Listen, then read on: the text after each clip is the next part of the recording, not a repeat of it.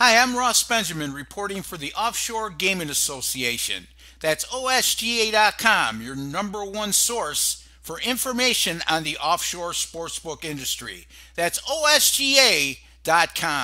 I'm going to take a look at 3 college football games on Saturday I deem to be under the radar matchups, and we can detect some betting value in each of these contests. And when I say under the radar, not a high profile game, and certainly not going to receive a lot of attention at the sports books in terms of the volume of wagers. So we start with the Florida International Golden Panthers traveling to Huntington, West Virginia to take on the Marshall Thundering Herd. The game begins at 2:30 p.m. Eastern Time on Saturday. Currently, Marshall is a 17-point favorite. FIU lost their season opener against nationally ranked and undefeated Central Florida. Since that time, they've reeled off 4 of 5 wins and head into this contest with a very good 4-2 record.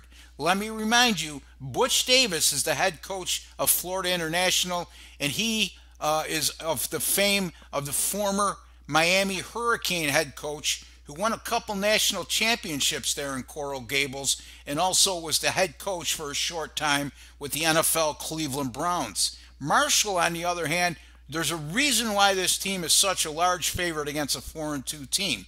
This is a Marshall club that's 6-1 right now, and their only loss came at North Carolina State. And that's a North Carolina State team right now that's red hot and nationally ranked, I believe, at number 15 in the latest AP poll. Now, having said all that, cast that all aside and let's look at this identical situation as we have today as it applies to the underdog.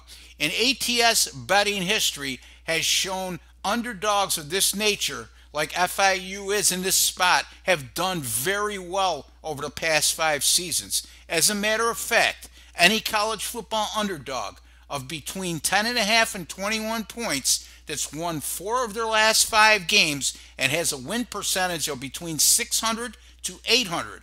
And remind you, FIU is 4-2. That's a 667 win percentage, and they're facing an opponent with a winning record as well. And like I alluded to, Marshall is 6-1 on the year. Those underdogs of between 10.5 and 21 points have gone an outstanding 29-5 against the spread since 2013. That's 85.3% of the time they've covered in these exact situations. We're going to take FIU plus the 17 at Marshall. Our next game pits Missouri and UConn, a game that will take place at the University of Connecticut. And Missouri currently a 13-point road favorite in this game.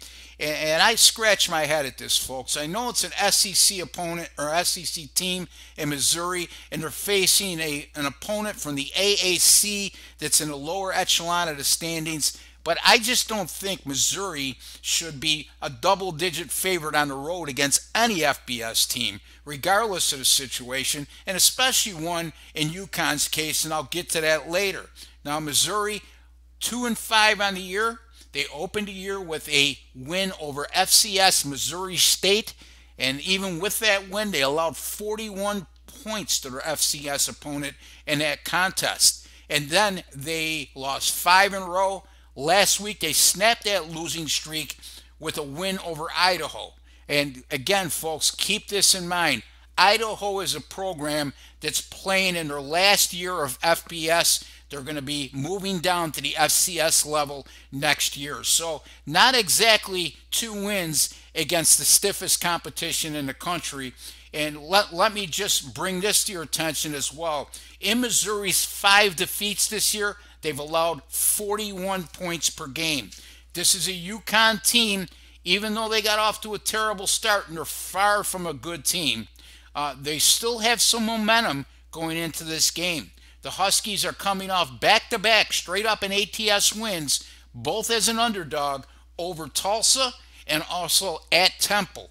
So UConn, by the way, 310 yards passing in 4 of their last, or more I should say, in 4 of their last 5 games, and they can certainly take advantage of a very vulnerable Missouri defense, and that bodes well for the home underdog value. I'm going to take the UConn Huskies here, plus 13 against Missouri. Finally, we go to the Mountain West Conference, where the New Mexico Lobos will travel to Laramie, Wyoming to take on the Wyoming Cowboys, 7:30 p.m. Eastern Time. Boy, this was supposed to be a banner year for the Wyoming Cowboys. Last year, they qualified to play in the MWC championship game.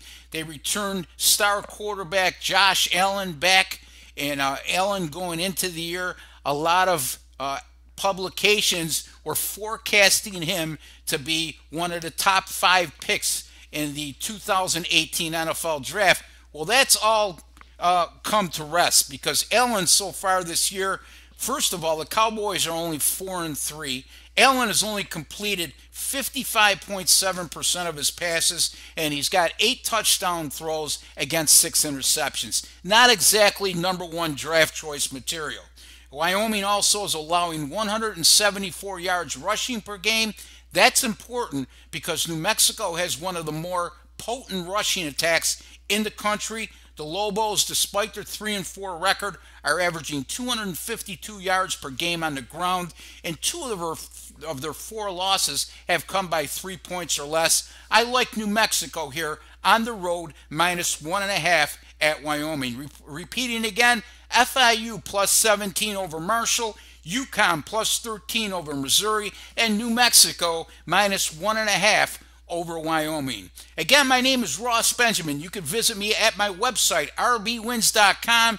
There you can get all the games that I personally wager on myself, as well as my paying clients receive. That's rbwins.com. Until the next time, good luck with all your picks.